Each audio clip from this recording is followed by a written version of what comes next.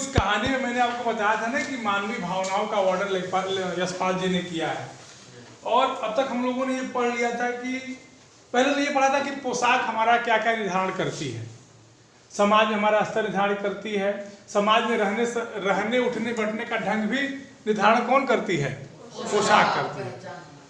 फिर उसके बाद लेखक ने कहानी के माध्यम से हमें ये बताने का प्रयास किया था कि दुख जो होता है उसकी सीमाएं कहाँ तक होती हैं। एक महिला को कहानी का आधार बनाया है। एक महिला रो रही है खरबूजा बेचते समय, और उसके अगल बगल जो दो लोग दुकान लगाए हैं, कोई तख्ते पर बैठा है, कोई दाढ़ी खुजा रहा है, क्यों? कोई कान खुजा रहा है, कोई कान खुजा रहा है, और लाला जी परचून की दुकान पे बैठ के अपने अपने तरह से व्याख्यान लोग दे रहे हैं। कोई धर्म ईमान की बात करता है तो कोई कहता है कि ये कमीने हैं, कोई कहता है ये रोटी के टुकड़े के लिए कुछ भी कर सकते हैं, कोई कहता है कि इनका लड़का मरे हुए एक दिन नहीं हुआ। हाँ। तो इसके बाद का जो प्रसंग है उसको हम लोग देखेंगे, ठीक है। अब पुस्तक हमको दे दीजिए। तुम कैसे पढ़ोगे? आगे बैठे हो पहले तुम। हाँ लेके आओ। बेहया, ठीक है। चलो आगे देखो। पास पड़ोस की दुकानों से पूछने पर पता लगा उसका 23 बरस का जवान लड़का था। घर में उसकी बहू और पोता पोती है। लड़का शहर के पास 1.5 बीघा भर जमीन में कछियारी करके परिवार का निर्वाह करता था। खरबूजों की डलिया बाजार में पहुंचाकर कभी लड़का स्वयं सौदे के पास बैठ जाता, कभी माँ बैठ जाती। लड़का परसों सुबह मुंह अंधेरे बेलों में से पके खरबूज चुन रहा था। गीली मेड़ की तरावट में विश्राम करते हुए एक सांप पर लड़के का पैर पड़ गया। सांप ने लड़के को डस लिया। लड़के की बुढ़िया माँ बावली होकर ओझा को बुला लाई। झाड़ना फूकना हुआ, नागदेव की पूजा हुई। पूजा के लिए दान दक्षिणा चाहिए। घर में जो कुछ आटा और अनाज था दान दक्षिणा में उठ गया। माँ, बहू और बच्चे भगवाना से लिपट लिपट कर रोए, पर भगवाना जो एक दफे चुप हुआ तो फिर न बोला। सर्प के विष से उसका शरीर सब बदन काला पड़ गया। तो इस पैराग्राफ में जितना हमने पढ़ा है, इसके पहले लेखक को ये नहीं पता था कि आखिर ये बुढ़िया क्यों रो रही है। बस लेखक को उस बुढ़िया को रोते हुए देख के दुख महसूस हो रहा था। वह लोगों की बातें सुनकर जानने का प्रयास कर रहा था कि आखिर बात क्या है, ठीक है। तो अब इस पैराग्राफ की जहां से शुरुआत होती है, यहां से हम क्या पाते हैं कि आसपास के लोगों से पूछने पर पता चला। अब लेखक के मन में जो उत्कंठा थी, जो जिज्ञासा थी उस बुढ़िया के बारे में जानने की, तो जब वो लोगों से पूछता है, अगल बगल के लोगों से, तब उसको जानकारी मिलती है। जानकारी क्या मिलती है कि इस बुढ़िया के पास एक 23 वर्ष का जवान लड़का था। शब्द का देखिए चयन, देखिए 23 वर्ष का लड़का नहीं था, 23 वर्ष का जवान लड़का। मतलब कहीं न कहीं वो उस परिवार के आय का स्रोत रहा होगा, परिवार के कंधों पर उसकी जिम्मेदारी रही होगी, इसलिए वो जवान शब्द लिखते हैं यशपाल जी, ठीक है। कहते हैं कि घर में एक जवान लड़का था और 1.5 बीघा खेत शहर के पास, वो कछियारी में जानते हैं, खेती करना। अब ऐसे नहीं समझेंगे। फाफा मऊ पुल देखे हैं आप लोग? ठीक ठीक। उसके बाद जो नदी के किनारे जो जगह बसती है तट पर, वहां लोग देखते होंगे आप लोग, बांस ला के लोग खेती करते हैं। उसी को वास्तविक रूप में कछियारी कहते हैं। मतलब नदी के समीप जो तट पे होता है उसी को कछियारी कहते हैं। और कछियारी क्यों लिखा है? क्योंकि जिस फल की बात की गई वो खरबूजा है, और खरबूजा हमेशा रेतीली बलुहट जमीन में होता है। जमीन के आसपास देखेंगे, नदी के आसपास, तो बलुहट मिट्टी पाई जाती है। आप जाके वहाँ देखिए, कभी घूमने अगर जाते होंगे तो वहाँ की मिट्टी हाथ में लेके दिखेगा, बालू आपको मिलेगा। इसलिए जितने खरबूजे हैं या वाटरमेलन है, ककड़ी, सब वहीं होते हैं, समझ गए। तो वो जो लड़का था लगभग 1.5 बीघे की कछियारी करके खरबूजे उगाता था, और खरबूजे जब उगाएगा, तोड़ेगा, तब न ले जाके बाजार में बेचेगा। तो ये उसके नित्य की दिनचर्या हुआ करती थी। किसकी? उस लड़के की। उस लड़के का नाम भगवाना था, ठीक है। अब वो लड़का एक दिन उसी प्रक्रिया में उठा, सवेरे गया और जहाँ वो खेत में खरबूजा अपने बोया था, उसकी मेड़ में उसने पानी दिया रहा होगा, हल्की गीली मेड़ रही होगी, तरी रही होगी, तरावट रही होगी, उसी पर एक सांप बैठा था। सांप आराम कर रहा था ठंडा पाके, और लड़के का पैर जो है गलती से सांप पर पड़ जाता है और सांप उसको काट लेता है। अब ये जान लो कि जिस भी बच्चे को सांप काट लेगा उसके माता पिता का क्या हाल होगा। एक कहावत है, लोकोक्ति है, जिसका लाल हिराना उसका चित्त बौराना। समझ रहे हैं? अगर आप लोग सुने होंगे तो सुने होंगे, नहीं सुने होंगे तो सुन लीजिए। एक लोकोक्ति है कि जिसका लाल हिराना माने खो जाना, जिसका लाल हिराना उसका चित्त बौराना, बौराना माने पागल हो जाना। जिसका पुत्र खो जाता है उसका दिमाग पागल हो जाता है। आप लोग इस तरह के नज़ीर अपने समाज में देखे होंगे, जब कभी किसी माँ का पुत्र उससे बिछड़ जाए तो क्या होता है, तो उसकी मानसिक स्थिति बिगड़ जाती है। पगला नहीं जाती है नहीं कह सकते, लेकिन मानसिक स्थिति जो है थोड़ी सी बिगड़ जाती है, असंतुलित हो जाती है। तो अब उस भगवाना को सांप ने काट लिया है। अब उसकी माँ क्या करे भाई, उसका एक ही लड़का है, लड़के के लिए लोग कुछ भी कर देते हैं। किसी डॉक्टर के पास जाइए, जो बच्चे का डॉक्टर हो, पेरेंट्स पहुंचता है तो कहता है डॉक्टर साहब कितना भी पैसा लगे बच्चे को बचा लीजिए। सबसे पहला स्टेटमेंट उसका यही होता है। ये इस समय की बात है जब अर्थ प्रधान युग है। ये कहानी 1932-33 में लिखी गई होगी, समझ रहे हैं ना। तो अब वो माँ उसकी एकदम पागल होगी, बावली हो गई, मैंने पागल मतलब घबरा गई, परेशान हुई कि कैसे बच्चे को बचा ले, क्या करें कि बच्चा हमारा बच जाए। अब मरता क्या न करता, दौड़ के गए, उसमें डॉक्टर तो रहे नहीं होंगे, उसमें तो वैक्सीन लगती नहीं रही होगी, ओझा को बुलाया गया। अपने आप को मत समझना, तुम ही पढ़ाओ, आओ सुन लो पहले। हमको पता है कि आप जानकारी आपको अच्छी है, बस वो बोलते हैं लिख नहीं पाते हैं, ये भी हमको पता है। आपकी सारी जानकारी आपके यहाँ से उतरती, यहाँ से निकल जाती है, यहाँ नहीं आ पाती, ठीक है। तो अब क्या करती है उसकी माँ, ओझा को बुलाती है। ओझा माने डॉक्टर, समझ गए, झाड़ फूक जो करते, जो मंत्रों द्वारा सिद्धि करते उन्हें ओझा कहते हैं।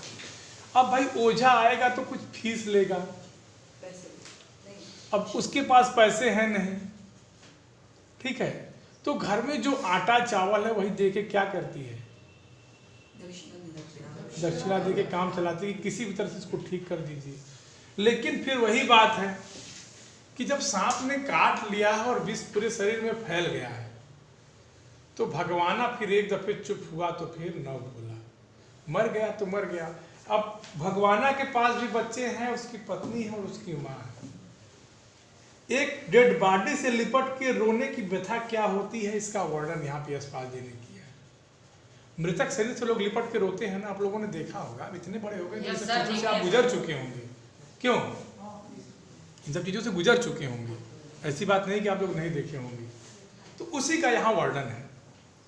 कहते हैं कि जिंदा आदमी नंगा भी रह सकता है, परंतु मुर्दे को नंगा कैसे विदा किया जाए, उसके लिए तो बजाज की दुकान से नया कपड़ा लाना ही होगा, चाहे उसके लिए माँ के हाथों की छन्नी कटना ही क्यों न बिक जाए।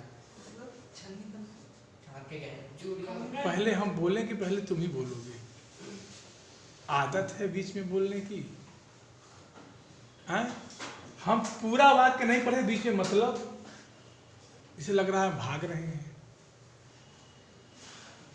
कहते हैं कि जिंदा, देखो अगर आदमी के अंदर सांस चल रही है तो वो किसी भी परिस्थिति में सरवाइव कर लेगा, समझ रहे हैं ना, किसी भी तरह से वो जी लेगा। लेकिन अगर आदमी मर जाता है तो कितना भी कोई निष्ठुर हो, कितना भी किसी का उसके प्रति दुश्मनी का भाव हो, वो उसको बाहर खुले में नहीं फेंक सकता।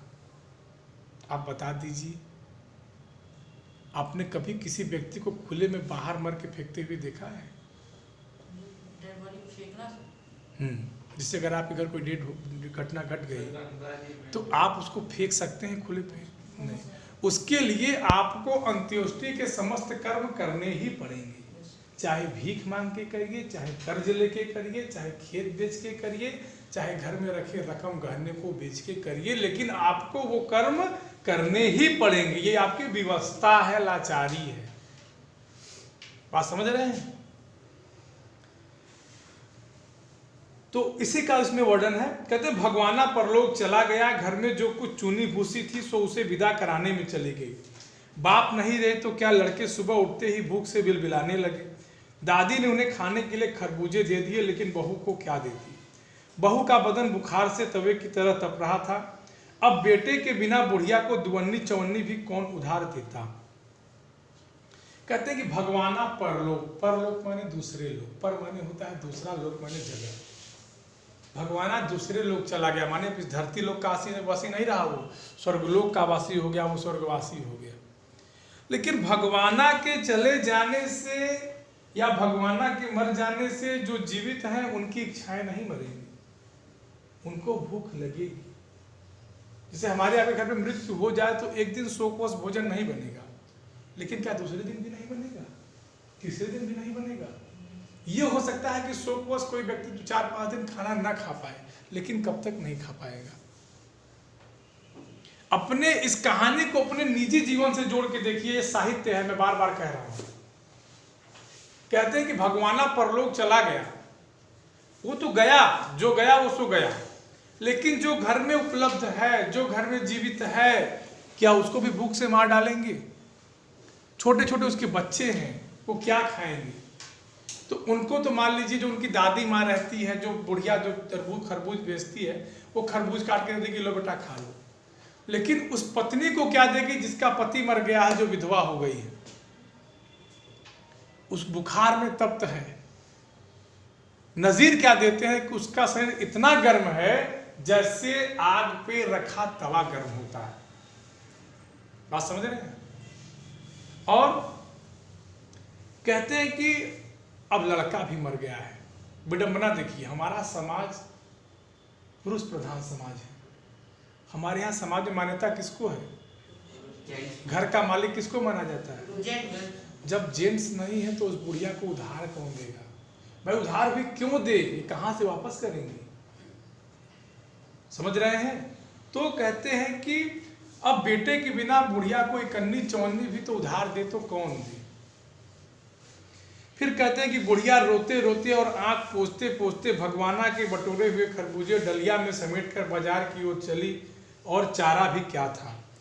बुढ़िया खरबूजे बेचने का साहस करके आई थी, परंतु सिर पर चादर लपेटे, सिर को घुटने के बल पर टिकाए हुए फपक फपक कर रो रही।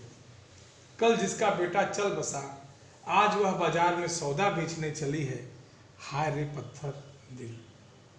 अब देखो उस बुढ़िया के पास वास्तव में कोई विकल्प नहीं है, वो क्या करती। न उसको भीख मिल सकता है, न उसके घर में कुछ है, वो करे तो क्या करे। उसकी मजबूरी है कि वो खरबूजा बेचेगी, चाहे रो के बेचे चाहे हंस के बेचे, उसके पास कोई विकल्प नहीं है। अगर दुख देखेगी तो घर में जो 3 प्राणी है वो मर जाएंगे। देखिए गरीबी का कितना भयावह दृश्य है। बिनु दरिद्र दुख सम को नाही। तुलसीदास ने क्या लिखा है कि बिनु दरिद्र दुख सम को नाही। दरिद्र गरीबी से बढ़कर अभिशाप इस दुनिया में कुछ नहीं है। समझ रहे हैं ना? तो अब उस गरीबी का देखिए चित्रण देखिए कि उसका बेटा मरा है, उसके पास खाने के लिए कुछ नहीं है, उसके पास कोई उधार देने के लिए नहीं है। वो क्या करती? मरता क्या नहीं करता। अब वो आई है क्या करने के लिए? उसी खरबूज को लेके बेचने। किस खरबूज को? जिस खरबूज को तोड़ते हुए उसके भगवाना को सांप ने काट लिया था। देखिए एक और विडंबना होती है, अगर आपके घर में या हमारे घर में किसी की मृत्यु हो जाती है, किसी की मृत्यु हो जाती है, तो अगर मान लीजिए वो आदमी अंतिम संस्कार के लिए चला गया है, तो लोगों के मन में एक और कचोट, लोग उसके कपड़े देख के रोते हैं। आप लोगों ने कभी केयर किया होगा इस बात को, कभी आप लोग महसूस करिएगा। उसके लोग कपड़े देख के रोते हैं, उसके कोई यूज किए हुए सामान को देख के लोग रोते हैं।